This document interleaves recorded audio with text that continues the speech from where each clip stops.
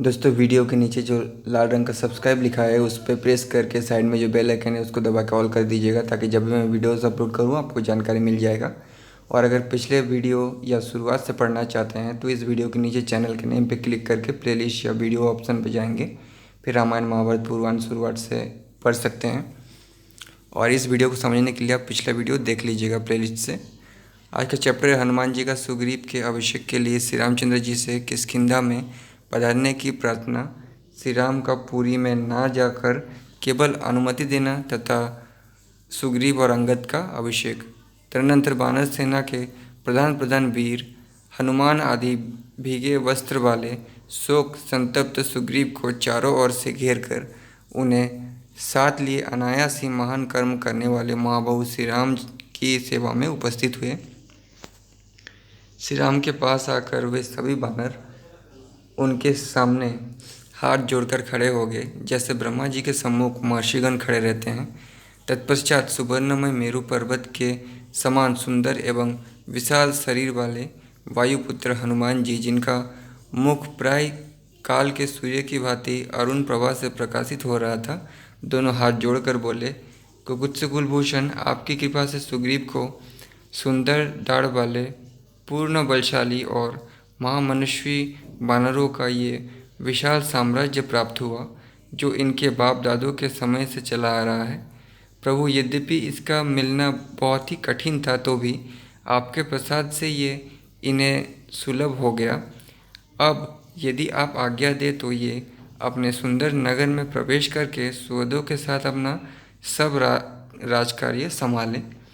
ये शास्त्र विधि के अनुसार नाना प्रकार के सुगंधित पदार्थों और औषधियों सहित जल से राज्यों पर अभिषिक्त होकर मालाओं तथा रत्न द्वारा आपकी विशेष पूजा करेंगे। अतः आप इस रमणीय पर्वत गुफा किष्किंधा में पधारने की कृपा करें और इन्हें इस राज्य का स्वामी बनाकर वानरों का हर्ष बढ़ाएं। हनुमान जी के ऐसे कहने पर शत्रुवीरों का संहार करने वाले तथा बातचीत में कुशल बुद्धिमान श्री रघुनाथ जी ने उन्हें यूं उत्तर दिया, हनुमत, सौभ्य, मैं पिता की आज्ञा का पालन कर रहा हूँ, अतः 14 वर्षों के पूर्ण होने तक किसी ग्राम या नगर में प्रवेश नहीं करूँगा। इसलिए वानर श्रेष्ठ वीर सुग्रीव इस समृद्धशालिनी दिव्य गुफा में प्रवेश करे और वहाँ शीघ्र ही इनका विधिपूर्वक राज्याभिषेक कर दिया जाए। हनुमान से ऐसा कहकर श्री रामचंद्र जी सुग्रीव से बोले, मित्र, तुम लौकिक और शास्त्रीय सभी व्यवहार जानते हो। कुमार अंगद सदाचार संपन्न तथा महान बल पराक्रम से परिपूर्ण है। इनमें वीरता कूट कूट कर भरी है, अतः तुम इनको भी युवराज के पद पर अभिषिक्त करो। ये तुम्हारे बड़े भाई के ज्येष्ठ पुत्र हैं, पराक्रम में भी उन्हीं के समान है तथा इनका हृदय उदार है। अतः अंगद युवराज पद के सर्वथा अधिकारी है। सौभ्य, वर्षा कहलाने वाले 4 माह या चौमाह से आगे इनमें पहला माह या श्रावण, जो जल की प्राप्ति कराने वाला है, आरंभ हो गया है। सौभ्य, ये किसी पर चढ़ाई करने का समय नहीं है, इसलिए तुम अपनी सुंदर नगरी में जाओ। मैं लक्ष्मण के साथ इस पर्वत पर निवास करूंगा। सौभ्य सुग्रीव, ये पर्वतीय गुफा बड़ी रमणीय और विशाल है। इसमें आवश्यकता के अनुरूप हवा भी मिल जाती है। यहाँ पर्याप्त जल भी सुलभ और कमल तथा उत्पल भी बहुत है। सखे, कार्तिक आने पर तुम रावण के वध के लिए प्रयत्न करना, यही हम लोगों का निश्चय रहा। अब तुम अपने महल में प्रवेश करो और राज्य पर अभिषिक्त होकर सुहृदों को आनंदित करो। श्री रामचंद्र जी की ये आज्ञा पाकर वानर श्रेष्ठ सुग्रीव उस रमणीय किष्किंधापुरी में गए जिसकी रक्षा बाली ने की थी। उस समय गुफा में प्रविष्ट हुए उन वानर राज को चारों ओर से घेर कर हजारों वानर उनके साथी गुहा में घुसे। वानर राज को देखकर प्रजा आदि समस्त प्रकृतियों ने एकाग्रचित हो पृथ्वी पर माथा टेक कर उन्हें प्रणाम किया। महाबली पराक्रमी सुग्रीव ने उन सब को उठने की आज्ञा दी और उन सब से बातचीत करके वे भाई के सौभ्य अंतपुर में प्रविष्ट हुए। भयंकर पराक्रम प्रकट करने वाले वानर श्रेष्ठ सुग्रीव को अंतपुर में आया देख उनके सुहृदों ने उनका उसी प्रकार अभिषेक किया जैसे देवताओं ने सहस्त्र नेत्रधारी इंद्र का किया था। पहले तो वे सब लोग उनके लिए सुवर्णभूषित श्वेत छत्र, सोने की दाढ़ी वाले 2 सफ़ेद चमर, सब प्रकार के रत्न, बीज और औषधियाँ, दूध वाले वृक्षों की नीचे लटकाने वाली जटाएं, श्वेत पुष्प, श्वेत वस्त्र, श्वेत अनुलेपन, जल और थल में होने वाले सुगंधित फूल की मालाएं, दिव्य चंदन, नाना प्रकार के बहुत से सुगंधित पदार्थ, अक्षय सोना, कगनी, मधु, घी, दही, व्याघ्रचर्म, सुंदर एवं बहुमूल्य जूते, अंगराग, गोरोचन और मैनसील आदि सामग्री लेकर वहां उपस्थित हुए। साथ ही हर्ष से भरी हुई 16 सुंदरी कन्याएं भी सुग्रीव के पास आई।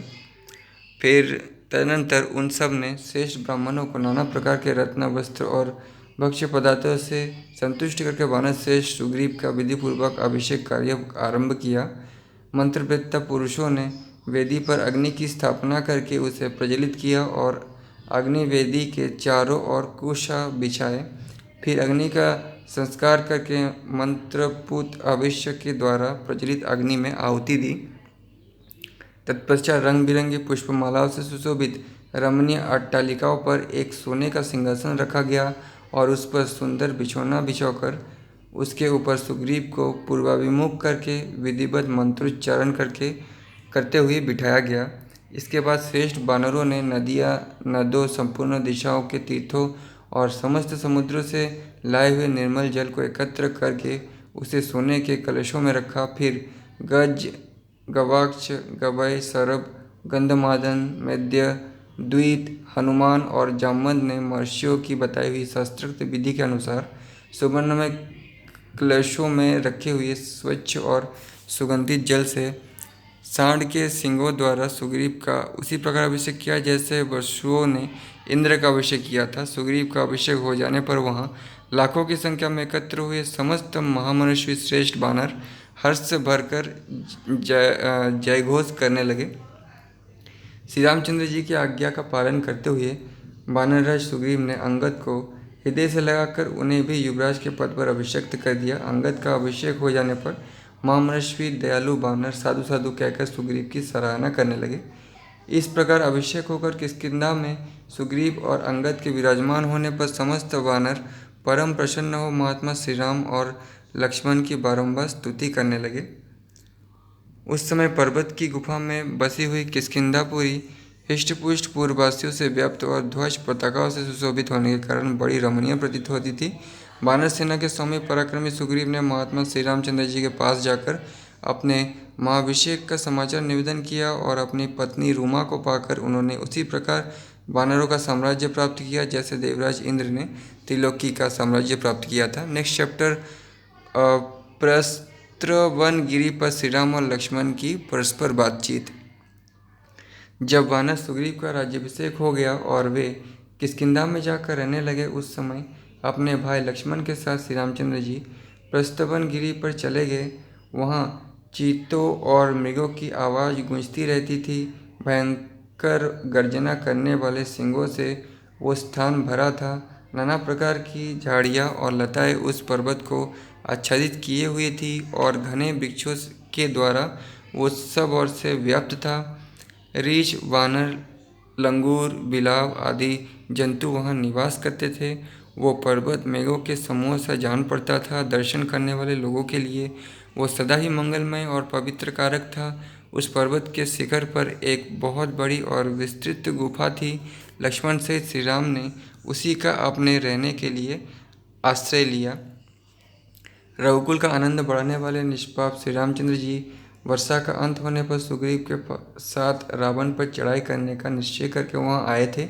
उन्होंने लक्ष्मी की वृद्धि करने वाले अपने विनययुक्त भ्राता लक्ष्मण से ये समयोचित बात कही। शत्रुघ्न, सुमित्रा कुमार, ये पर्वत की गुफा बड़ी ही सुंदर और विशाल है। यहाँ हवा के आने जाने का भी मार्ग है। हम लोग वर्षा की रात में इसी गुफा के भीतर निवास करेंगे। राजकुमार, पर्वत का ये शिखर बहुत ही उत्तम और रमणीय है। सफ़ेद, काले और लाल हर तरह के प्रस्तर खंड इसकी शोभा बढ़ा रहे हैं। यहाँ नाना प्रकार की धातुओं की खाने हैं। पास ही नदी बहती है, उसमें रहने वाले मेंढक यहाँ भी उछलते कूदते चले आते हैं। नाना प्रकार के वृक्ष समूह इसकी शोभा बढ़ाते हैं। सुंदर और विचित्र लताओं से यह शैल शिखर हरा भरा दिखाई देता है। भांति भांति के पक्षी यहाँ चहक रहे हैं तथा सुंदर मोरों की मीठी बोली गूंज रही है। मालती और कुंद की झाड़ियाँ, सिंधुबार, शिरीष, कदम्ब, अर्जुन और सर्च के फूले हुए वृक्ष इस स्थान की शोभा बढ़ा रहे हैं। राजकुमारी, ये पुष्करिणी खिले हुए कमलों से अलंकृत हो बड़ी रमणीय दिखाई देती है। ये हम लोगों की गुफा से अधिक दूर नहीं होगी। सौभ्य, यहाँ का स्थान ईशान कोण की ओर से नीचे है, अतः यहाँ ये गुफा हमारे निवास के लिए बहुत अच्छी रहेगी। पश्चिम दक्षिण के कोण की ओर से ऊंची ये गुफा हवा और वर्षा के बचाने के लिए अच्छी होगी। सुमित्रा नंदन, इस गुफा के द्वार पर समतल शिला है जो बाहर बैठने के लिए सुविधाजनक होने के कारण सुखदायिनी है। ये लंबी चौड़ी होने के साथ ही कान से काट कर निकाले हुए कोयल की राशि के समान काली है।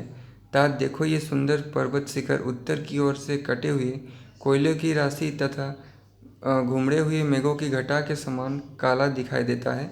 इसी तरह दक्षिण दिशा में भी इसका जो शिखर है वो श्वेत वस्त्र और कैलाश श्रृंग के समान श्वेत दिखाई देता है। नाना प्रकार की धातुएं उसकी शोभा बढ़ाती है।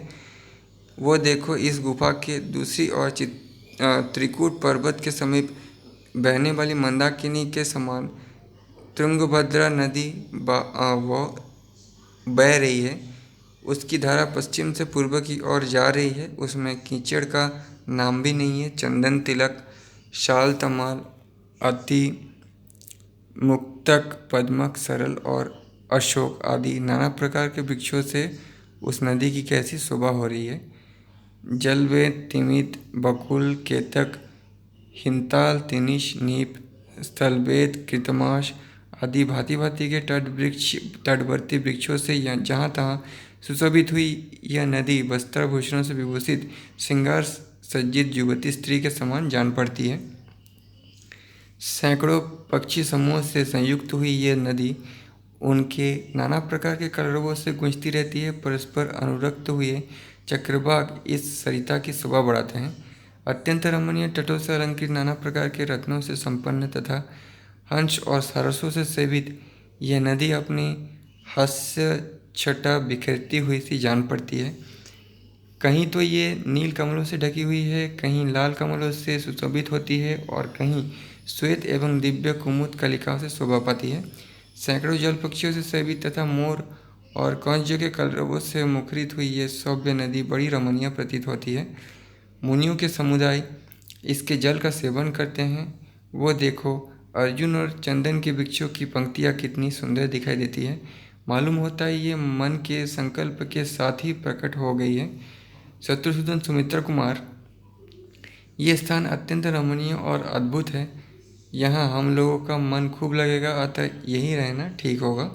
राजकुमार, विचित्र कानूनों से सुशोभित सुग्रीव की रमणीय किष्किंधापुरी भी यहाँ से अधिक दूर नहीं होगी। विजय वीरों में श्रेष्ठ लक्ष्मण, मृदंग की मधुर ध्वनि के साथ गरजते हुए वानरों के गीत और वाद्य का गंभीर घोष यहाँ से सुनाई देता है। निश्चय ही कपिश्रेष्ठ सुग्रीव अपनी पत्नी को पाकर, राज्य को हस्तगत करके और बड़ी भारी लक्ष्मी पर अधिकार प्राप्त करके सुहृदों के साथ आनंदोत्सव मना रहे हैं। ऐसा कहकर श्री रामचंद्र जी लक्ष्मण के साथ उस प्रस्तरवन पर्वत पर, जहाँ बहुत सी कंदराव और कुंजों के दर्शन होते हैं, निवास करने लगे।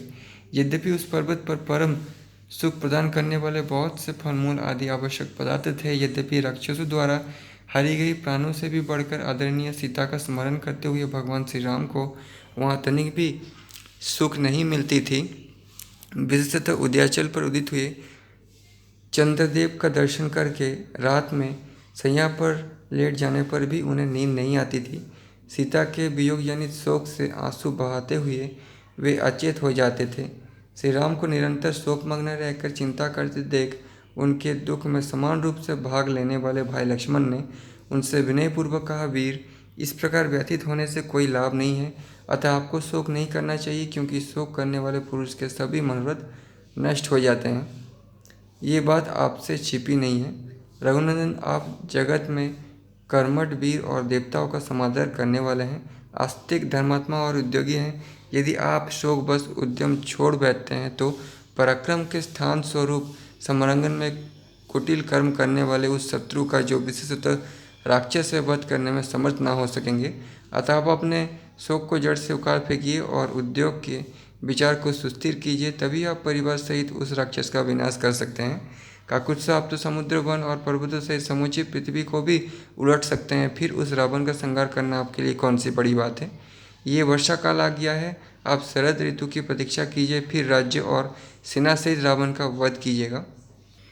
जैसे राख में छिपी हुई आग को हवन काल में आहुतियों द्वारा प्रज्वलित किया जाता है, उसी प्रकार मैं आपके सोए हुए पराक्रम को जगा रहा हूँ, भूले हुए बल विक्रम की याद दिला रहा हूँ। लक्ष्मण की इस शुभ एवं हितकर वचन की सराहना करके श्री रघुनाथ जी ने अपने स्नेही सुहृद सुमित्रा कुमार से इस प्रकार कहा, लक्ष्मण, अनुरागी, स्नेही, हितैषी और सत्य पराक्रमी वीर को जैसे बात करनी चाहिए वैसे ही तुमने कही है।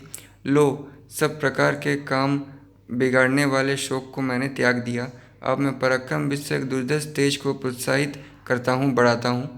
तुम्हारी बात मान लेता हूँ। सुग्रीव के प्रसन्न होकर सहायता करने और नदियों के जल के स्वच्छ होने की बात देखता हुआ मैं शरद काल की प्रतीक्षा करूँगा। जो वीर पुरुष किसी के उपकार से उपकृत होता है वो प्रत्युपकार करके उसका बदला अवश्य चुकाता है, किंतु यदि कोई उपकार को न मानकर या भुलाकर प्रत्युपकार से मुंह मोड़ लेता है, वो शक्तिशाली श्रेष्ठ पुरुषों के मन को ठेस पहुंचाता है।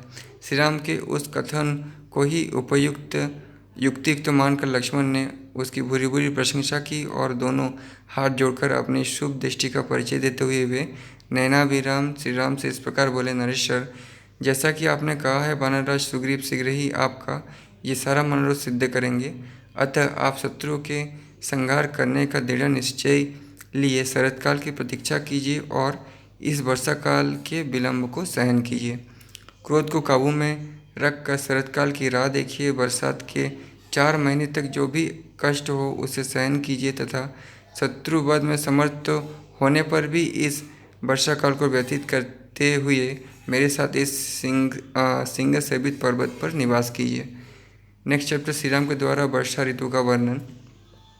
इस प्रकार बाली का वध और सुग्रीव का राज्याभिषेक करने के अनंतर माल्यवान पर्वत के पृष्ठभाग में निवास करते हुए श्री रामचंद्र जी लक्ष्मण से कहने लगे, सुमित्रा कुमार, अब ये जल की प्राप्ति करने वाला वो प्रसिद्ध वर्षा काल आ गया है। देखो, पर्वत के समान प्रतीत होने वाले मेघों से आकाश मंडल आच्छन्न हो गया है।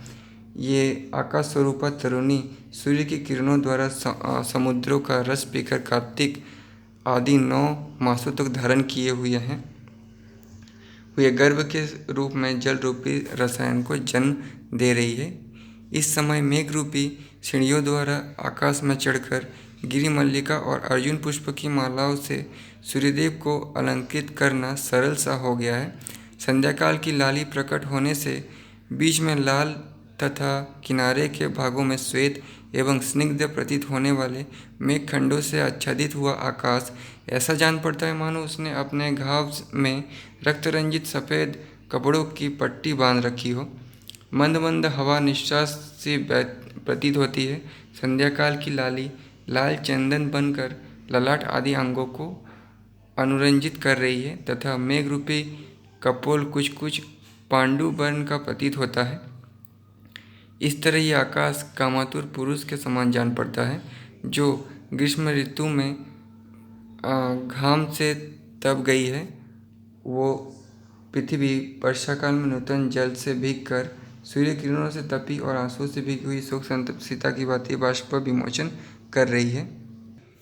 मेघ के उदर से निकली कपूर की डली के समान ठंडी तथा केवड़े की सुगंध से भरी हुई इस बरसाती वायु को मानो अंजलियों में भरकर पिया जा सकता है। ये पर्वत जिस पर अर्जुन के वृक्ष खिले हुए हैं तथा जो केवड़े से सुशोभित हो रहा है, शांत हुए शत्रु वाले सुग्रीव की भांति जल की धाराओं से अभिषिक्त हो रहा है।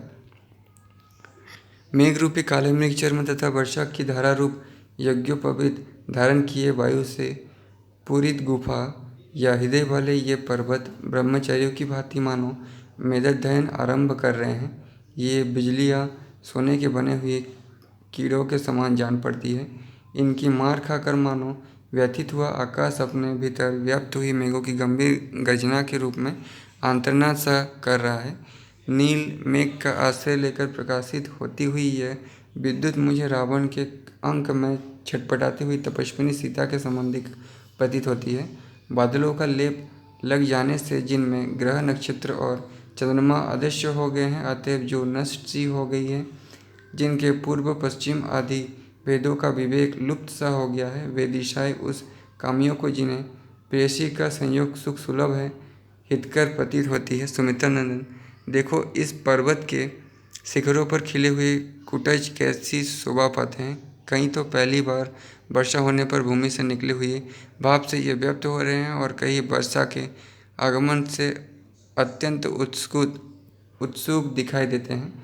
मैं तो प्रिया विरह के शोक से पीड़ित हूँ और ये कुटज पुष्प मेरी प्रेमाग्नि को उद्दीप्त कर रहे हैं।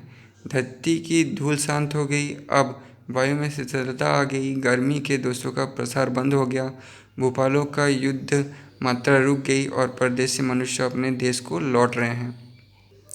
मानसरोवर में निवास के लोभी हंस वहाँ के लिए प्रस्थित हो गए हैं। इस समय चकवे अपनी प्रियाओं से मिल रहे हैं। निरंतर होने वाली वर्षा के जल से मार्ग टूट फूट गए हैं, इसीलिए उन पर रथ आदि नहीं चल रहे हैं। आकाश में सब और बादल छिटके हुए हैं। कहीं तो उन बादलों से ढक जाने के कारण आकाश दिखाई नहीं देता है और कहीं उनके फट जाने पर ये स्पष्ट दिखाई देने लगते हैं। ठीक उसी तरह जैसे जिसकी तरंगमालाएं शांत हो गई हो, उस महासागर का रूप कहीं तो पर्वतमाला से छिप जाने के कारण नहीं दिखाई देता है और कहीं पर्वतों का आवरण न होने से दिखाई देता है। इस समय पहाड़ी नदियाँ वर्षा के नूतन जल को बड़े वेग से बहा रही है। वो जल सर्ज और कदम्ब के फूलों से मिश्रित है, पर्वतों के गेरू आदि धातुओं से लाल रंग का हो गया है तथा मयूरों की केका धुन उस जल के कलकलनाद का अनुसरण कर रही है। काले काले मोरों के समान प्रतीत होने वाले जामुन के सरस फल आजकल लोग जी भर कर खाते हैं और हवा के वेग से हिले हुए आम के पके हुए बहुरंगी फल पृथ्वी पर गिरते रहते हैं। जैसे युद्धस्थल में खड़े हुए मतवाले गजराज उच्च स्वर से चिंगाड़ते हैं, उसी प्रकार गिरिराज के पर्वतों की सी आकृति वाले मेघ जोर जोर से गर्जना कर रहे हैं। चमकती हुई बिजलियाँ इन मेघ रूपी गजराजों पर पताकाओं के समान फहरा रही हैं और अंगुलियों की पंक्तियाँ माला के समान शोभा देती हैं। देखो, अपरा काल में इन वनों की शोभा अधिक बढ़ जाती है। वर्षा के जल में इनमें हरी हरी घासें बढ़ गई हैं। झुंड के झुंड मोरों ने अपना नृत्योत्सव आरंभ कर दिया है और मेघों ने इनमें निरंतर जल बरसाया है। बक पंक्तियों से सुशोभित ये जलधर मेघ जल का अधिक भार ढोते और गरजते हुए बड़े बड़े पर्वत शिखरों पर मानो विश्राम ले लेकर आगे बढ़ते हैं। गर्भधारण के लिए मेघों की कामना रखकर आकाश में उड़ती हुई आनंदमग्न बलाकाओं की पंक्ति ऐसी जान पड़ती है मानो आकाश के गले में हवा से हिलती हुई श्वेत कमलों की सुंदर माला लटक रही है। छोटे छोटे इंद्रगोप नामक कीड़ों से बीच बीच में विचित्र हुई नूतन घास से आच्छादित भूमि उस नारी के समान शोभा पाती है जिसने अपने अंगों पर तोते के समान रंग वाला एक ऐसा कंबल ओढ़ रखा है जिसको बीच बीच में मनोहर के रंग से रंग कर विचित्र शोभा से संपन्न कर दिया गया हो। चौमासे के इस आरंभ काल में निद्रा धीरे धीरे भगवान केशव के समीप जा रही है। नदी तीव्र वेग से समुद्र के निकट पहुंच रही है। हर्ष भरी बलाका उड़कर मेघ की ओर जा रही है और प्रियतमा सकाम भाव से अपने प्रियतम की सेवा में उपस्थित हो रही है। वन प्रांत मोरों के सुंदर नृत्यों से सुशोभित हो गए हैं। कदम्ब वृक्ष फूलों और शाखाओं से संपन्न हो गए हैं। सांड गौ के प्रति उन्हीं के समान कामभाव से आसक्त हैं और पृथ्वी हरी हरी खेती तथा हरे भरे वनों से अत्यंत रमणीय प्रतीत होने लगी है। नदियाँ बह रही है, बादल पानी बरसा रहे हैं, मतवाले हाथी चिंगाड़ रहे हैं, वन प्रांत शोभा पा रहे हैं। प्रियतमा के संयोग से वंचित हुए वियोगी प्राणी चिंतामग्न हो रहे हैं। मोर नाच रहे हैं और वानर निश्चिंत एवं सुखी हो रहे हैं।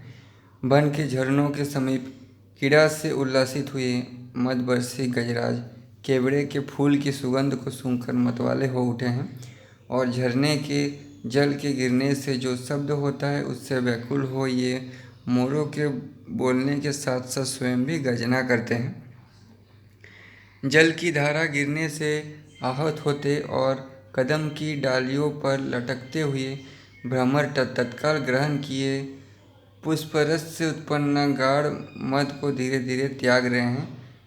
कोयलों की चूर्ण राशि के समान काले और प्रचुर रस से भरे हुए बड़े बड़े फलों से लदी हुई जामुन वृक्ष की शाखाएं ऐसे जान पड़ती है मानो भ्रमरों के समुदाय उनमें सट कर उनके रस पी रहे हैं। विद्युत रूपी पताकाओं से अलंकृत एवं जोर जोर से गंभीर गर्जना करने वाले इन बादलों के रूप युद्ध के लिए उत्सुक हुए गजराजों के समान प्रतीत होते हैं। पर्वतीय वनों में विचरण करने वाला तथा अपने प्रतिद्वंद्वी के साथ युद्ध की इच्छा रखने वाला मदमत्त गजराज जो अपने मार्ग का अनुसरण करके आगे बढ़ा जा रहा था, पीछे से मेघ की गर्जना सुनकर प्रतिपक्षी हाथी के गर्जना की आशंका करके सहसा पीछे को लौट पड़ा। कहीं भ्रमरों के समूह गीत गा रहे हैं, कहीं मोर नाच रहे हैं और कहीं गजराज मदमन्न होकर विरज रहे हैं। इस प्रकार ये वन प्रांत अनेक भावों के आश्रय बनकर शोभा पा रहे हैं। कदम्ब सर्ज अर्जुन और स्थल कमल से संपन्न वन के भीतर की भूमि मधुजल से परिपूर्ण हो मोरों के मंदयुक्त कलरवों और नृत्यों से उपलक्षित होकर आपान भूमि मधुशाला के समान प्रतीत होती है। आकाश से गिरते हुए मोती के समान स्वच्छ एवं निर्मल जल पत्तों के दोनों में संचित हुआ देख प्यासे पक्षी पपीहे हर्ष से भरकर देवराज इंद्र के दिए हुए उस जल को पीते हैं। वर्षा से भीगे जाने के कारण उनकी पंखें विविध रंगों की दिखाई देती है। भ्रमर रूप बीना की मधुर झंकार हो रही है। मेढक की आवाज़ कंठताल सी जान पड़ती है। मेघों की गर्जना के रूप में मृदंग बज रहे हैं। इस प्रकार वनों में संगीतोत्सव का आरंभ हो रहा है। विशाल पंख रूपी आभूषणों से विभूषित मोर वनों में कहीं नाच रही है, कहीं जोर जोर से मीठी बोली बोल रहे हैं और कहीं वृक्षों की शाखाओं पर अपने सारे शरीर का बोझ डालकर बैठे हुए हैं। इस प्रकार उन्होंने संगीत नाच गान का आयोजन सा कर रखा है।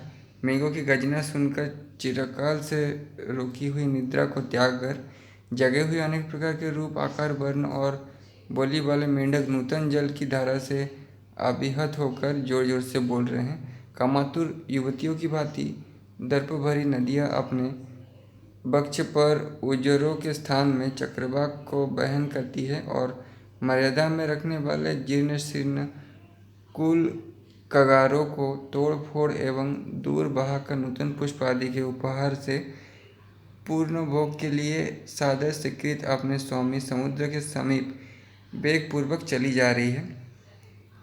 नीले मेघों में सटे हुए नूतन जल से परिपूर्ण नील मेघ ऐसे प्रतीत होते हैं मानो दावानल से जले हुए पर्वतों में दावानल से दग्ध हुए दूसरे पर्वत बद्धमूल होकर सड़ गए हो, जहाँ मतवाले मोर कलनाद कर रहे हैं, जहाँ की हरी हरी घासें वीर बहुटियों के समुदाय से व्याप्त हो रही है तथा जो नीप और अर्जुन वृक्ष के फूलों की सुगंध से सुबासित है। उन परम रमणीय वन प्रांतों में बहुत से हाथी विचरा करते हैं।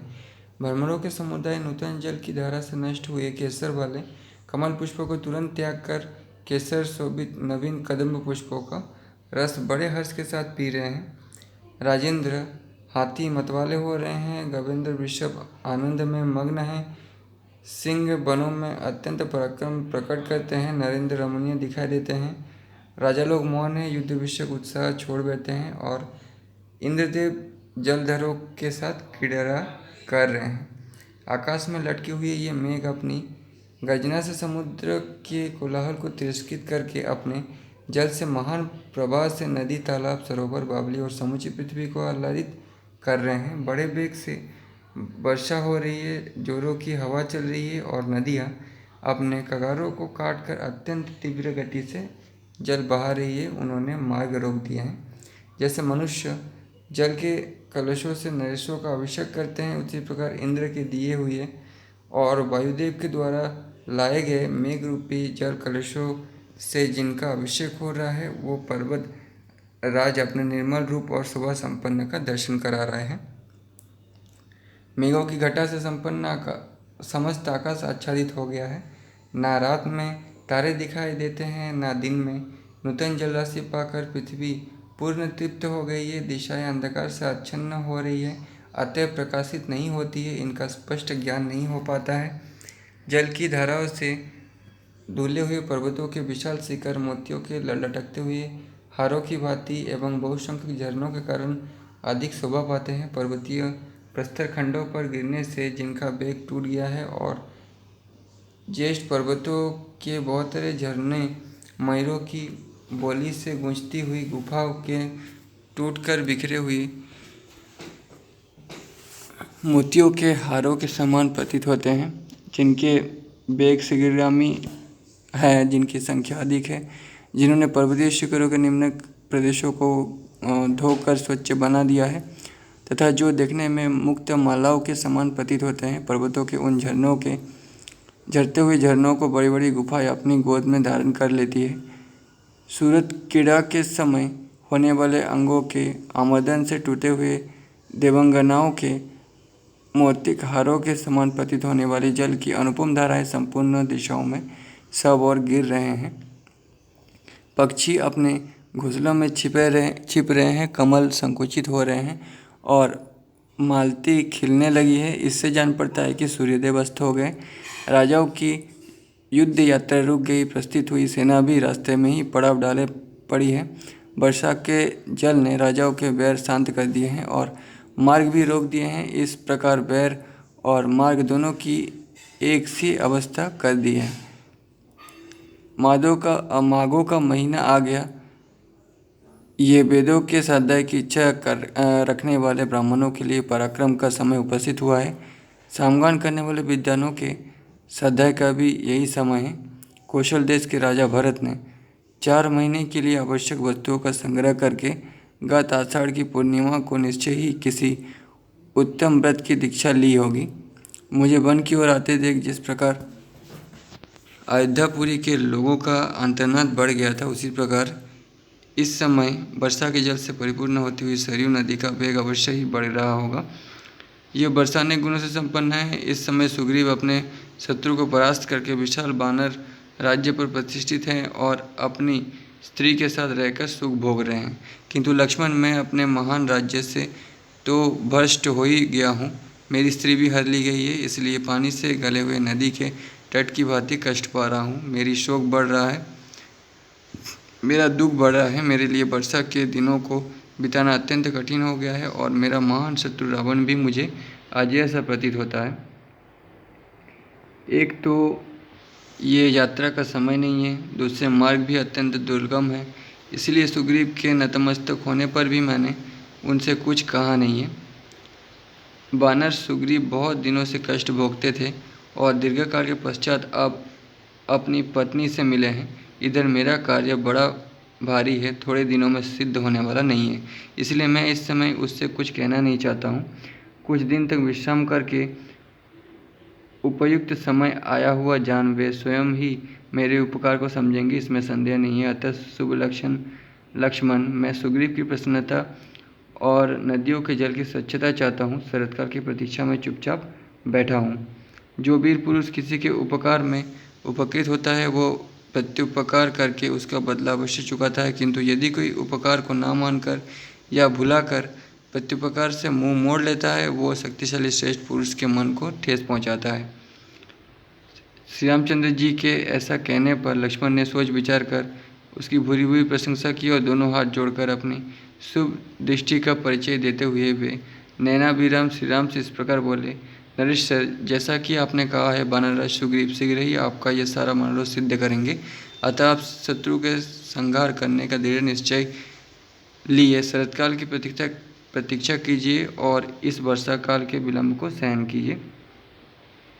नेक्स्ट चैप्टर, हनुमान जी के समझाने से सुग्रीव का नील को वानर सैनिकों को एकत्र करने का आदेश देना। पवन कुमार हनुमान शास्त्रों के निश्चित सिद्धांत को जानने वाले थे। क्या करना चाहिए क्या नहीं, इन सभी बातों को उन्हें यथार्थ ज्ञान था। किस समय किस विशेष धर्म का पालन करना चाहिए इसको भी वे ठीक ठीक समझते थे। उन्हें बातचीत करने की कला का भी अच्छा ज्ञान था। उन्होंने देखा आकाश निर्मल हो गया है, अब उसमें ना तो बिजली चमकती है और ना बादल ही दिखाई देते हैं। अंतरिक्ष में सब और सारस उमड़ रहे हैं और उनकी बोली सुनाई देते हैं। चंद्रोदय होने पर आकाश ऐसा जान पड़ता है मानो उस पर श्वेत चंदन सर रमणीय चांदनी का लेप चढ़ा दिया गया हो। सुग्रीव का प्रयोजन सिद्ध हो जाने के कारण अब वे धर्म और अर्थ के संग्रह के शीघ्रता दिखाने लगे हैं। असाधु पुरुषों के मार्ग काम सेवन का ही अधिक आश्रय ले रहे हैं, यानी संभोग में ज़्यादा बिजी हैं।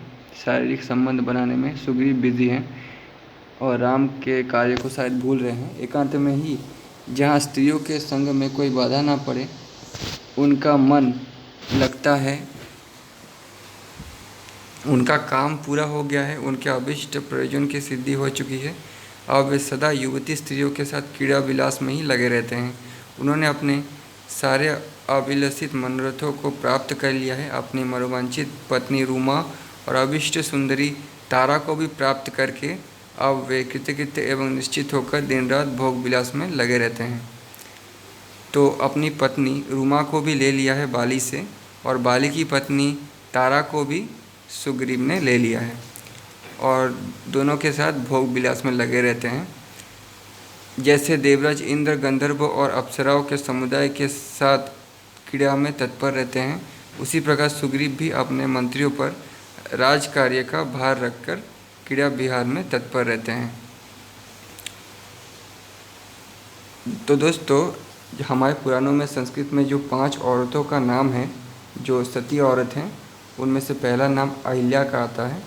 ठीक है, जो इंद्र ने पति के रूप में आकर अहिल्या के साथ संभोग किया था। इंद्र ने बता दिया था कि मैं इंद्र हूँ, तब भी किया था। और दूसरा तारा है, जो इसीलिए मैंने इस पर एक वीडियो बनाया है, मैं अलग से नहीं बोलूँगा, आप देख लीजिएगा वो वीडियो प्लेलिस्ट में। उसी प्रकार सुग्रीव भी अपने मंत्रियों पर कार्य का भार रखकर क्रीड़ा विहार में तत्पर रहते हैं। मंत्रियों के कार्य की देखभाल वे कभी नहीं करते हैं। मंत्रियों की सज्जनता के कारण यद्यपि राज्यों को किसी प्रकार की हानि पहुंचाने का संदेह नहीं है, तथापि स्वयं सुग्रीव ही स्वेच्छाचारी से हो रहे हैं। ये सब सोचकर हनुमान जी वानरराज सुग्रीव के पास गए और उन्हें युक्ति युक्त विविध एवं मनोरम वचनों के द्वारा प्रसन्न करके बातचीत का मर्म समझाने वाले उन सुग्रीव से हित कर सत्य लाभदायक साम धर्म और अर्थनीति से युक्त शास्त्र विश्वासी पुरुषों के सदस्य निश्चय संपन्न और प्रेम प्रसंग से भरे वचन बोले। तो दोस्तों, उस समय वानरों में, राक्षसों में या इंसानों में भी कोई मंत्र द्वारा शादी नहीं हुआ करता था। ठीक है, जो जिसे प्राप्त कर लेता था वही उसे स्त्री और पति मान लेता था। जैसे बाली के मरने के बाद सुग्रीव तारा को मिल गया तो वो दोनों मन से पति पत्नी मान लिया। तो उस समय मन का रिश्ता हुआ करता था। ठीक है, 7 फेरे या मंत्रों का रिश्ता नहीं होता था। राजन अपने राज्य और यश प्राप्त कर लिया तथा कुल परंपराओं से आई हुई लक्ष्मी को भी बढ़ाया, किंतु अभी मित्र को अपनाने का कार्य शेष रह गया है, उसे आपको इस समय पूर्ण करना चाहिए। ये हनुमान जी सुग्रीव से कह रहे हैं। जो राजा कब प्रत्युत्तर करना चाहिए इस बात को जानकर मित्र के प्रति सदा साधुतापूर्ण बर्ताव करता है, उसके राज्य यश और प्रताप की वृद्धि होती है। पृथ्वीनाथ जिस राजा का कोष, सेना, मित्र और अपना शरीर ये सब के सब समान रूप से उसके वश में रहते हैं, वो विशाल राज्य का पालन एवं उपभोग करता है। आप सदाचार से संपन्न और नित्य सनातन धर्म के मार्ग पर स्थित हैं, अतः मित्र के कार्य को सफल बनाने के लिए जो प्रतिज्ञा की है उसे यथोचित रूप से पूर्ण कीजिए। जो अपने सब कार्यों को छोड़कर मित्र का कार्य सिद्ध करने के लिए विशेष उत्साहपूर्ण पूर्वक शीघ्रता के साथ नहीं लग जाता, उसे अनर्थ का भागी होना पड़ता है। कार्य साधन का उपयुक्त अवसर बीत जाने के बाद जो मित्र के कार्य में लगता है वो बड़े से बड़े कार्यों को सिद्ध करके भी मित्र के प्रयोजन को सिद्ध करने वाला नहीं माना जाता। शत्रुदमन भगवान श्री राम हमारे परम सुहृद हैं, उनके इस कार्य का समय बीता जा रहा है, अतः विद्या कुमारी सीता की खोज आरंभ कर देनी चाहिए। राजन, परम बुद्धिमान श्री राम समय का ज्ञान रखते हैं और उन्हें अपने कार्य की सिद्धि के लिए जल्दी लगी हुई है, तो भी वे आपके अधीन बने हुए हैं। संकोच बस आपसे नहीं कहते हैं कि मेरे कार्य का समय बीत रहा है। वानरराज भगवान श्री राम चिरकाल तक मित्रता निभाने वाले हैं। वे आपके समृद्धशाली कुल के अभ्युदय के हेतु हैं। उनका प्रभाव अतुलनीय है। वे गुणों में अपना शानी नहीं रखते हैं। अब आप उनका कार्य सिद्ध कीजिए, क्योंकि उन्होंने अब आपका कार्य पहले ही सिद्ध कर लिया है। आप प्रधान वानरों को इस कार्य के लिए आज्ञा दीजिए। श्री रामचंद्र जी के कहने के पहले ही यदि हम लोग कार्य प्रारंभ कर दे तो समय बीता हुआ नहीं माना जाएगा, किंतु यदि उन्हें इसके लिए प्रेरणा करनी पड़ी तो यही समझा जाएगा कि हमने समय बिता दिया है, उनके कार्य में बहुत विलंब कर दिया है। वानरराज, जिसने आपका कोई उपकार नहीं किया हो उसका कार्य भी आप सिद्ध करने वाले हैं। फिर जिन्होंने बाली का वध तथा राज्य प्रदान करके आपको उपकार किया है उनका कार्य आप शीघ्र सिद्ध करें। इसके लिए तो कहना ही क्या है। वानर और भालू समुदाय के स्वामी सुग्रीव, आप शक्तिमान और अत्यंत पराक्रमी हैं, फिर भी दशरथ नंदन श्री राम का प्रिय कार्य करने के लिए वानरों को आज्ञा देने में क्यों विलंब करते हैं। इसमें संदेह नहीं कि दशरथ कुमार भगवान श्री राम आपने बाणों से समस्त देवता, असुर और बड़े बड़े नागों को भी अपने वश में कर सकते हैं, तथापि आपने जो उनके कार्य को सिद्ध करने की प्रतिज्ञा की है उसी की वे राह देख रहे हैं। उन्हें आपके लिए बाली के प्राण तक लेने में हिचक नहीं हुई। वे आपका बहुत बड़ा प्रिय कार्य कर चुके हैं, अतः अब हम लोग उनकी पत्नी विद्या कुमारी सीता का इस भूतल पर और आकाश में भी पता लगाएं। देवता, दानव, गंधर्व, असुर, मरुदगण तथा यक्ष भी श्री राम को भय नहीं पहुंचा सकते, फिर राक्षसों की तो विषादी क्या है। वानरराज, ऐसे शक्तिशाली तथा पहले ही उपकार करने वाले भगवान श्री राम का प्रिय कार्य आपको अपनी सारी शक्ति लगाकर करनी चाहिए। कपीश्वर, आपकी आज्ञा हो जाए तो जल में, स्थल में, नीचे पाताल में और ऊपर आकाश में कहीं भी हम लोगों की गति नहीं रुक सकती। निष्पाप कपिराज, अतः आप आज्ञा दीजिए कि कौन कहाँ से आपकी किस आज्ञा का पालन करने को उद्यत करें।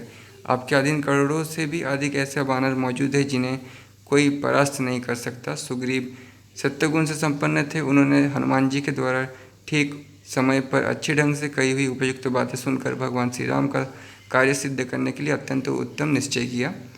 वे परम बुद्धिमान थे, अतः नित्य उद्यमशील नील नामक बानर को उन्होंने समस्त दिशाओं में संपूर्ण वानर सेना को एकत्र करने की आज्ञा दी और कहा, तुम ऐसा प्रयत्न करो जिससे मेरी सारी सेना यहाँ इकट्ठी हो जाए और सभी युद्धपति अपनी सेना और सेनापतियों के साथ अविलंब उपस्थित हो जाए।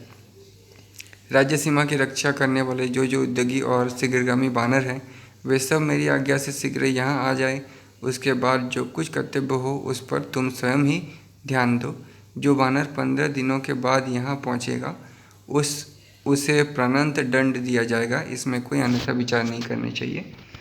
ये मेरा निश्चित आज्ञा है। इसके अनुसार इस व्यवस्था का अधिकार लेकर अंगद के साथ तुम स्वयं बड़े बूढ़े वानरों के पास जाओ। ऐसा प्रबंध करके महाबली वानरराज सुग्रीव अपने महल में चले गए। नेक्स्ट चैप्टर शरद ऋतु का वर्णन तथा श्री राम का लक्ष्मण को सुग्रीव के पास जाने का आदेश देना।